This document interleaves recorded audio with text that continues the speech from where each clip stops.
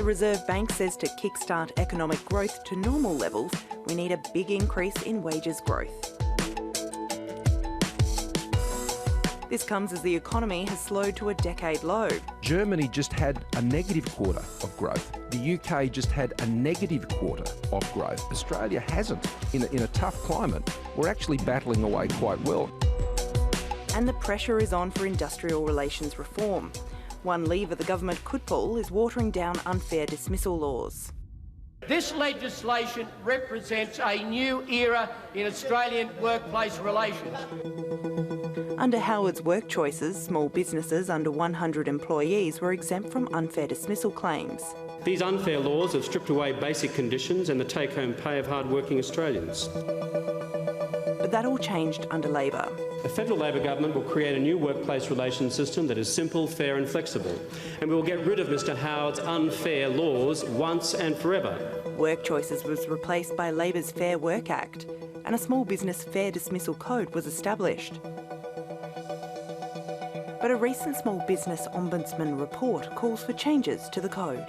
A number of the words in the Fair Dismissal Code, such as reasonable, those sort of words, are really very difficult to define. So lawyers have driven a truck through it. So we've simply got to make it easier for small businesses that are trying to do the right thing to be able to fairly dismiss somebody.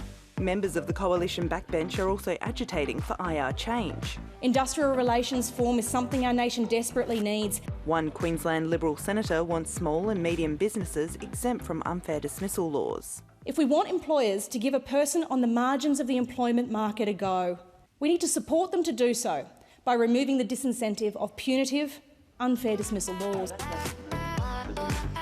Labor says it's work choices all over again, accusing the coalition of making it easier for bosses to sack people.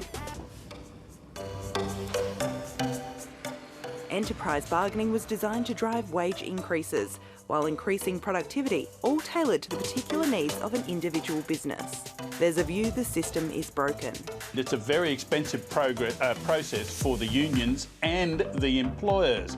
We don't have huge car manufacturing plants where thousands of people can be covered under one agreement. We have dozens of little contributors to industries.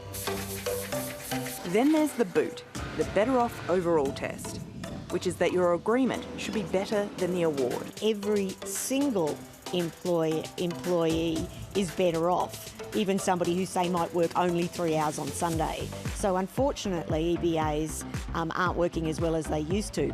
For small businesses, though, they've never worked because they're too complex. The Business Council wants it replaced with a no disadvantage test. That means it'll be groups of workers who will be better off than the award, rather than individuals.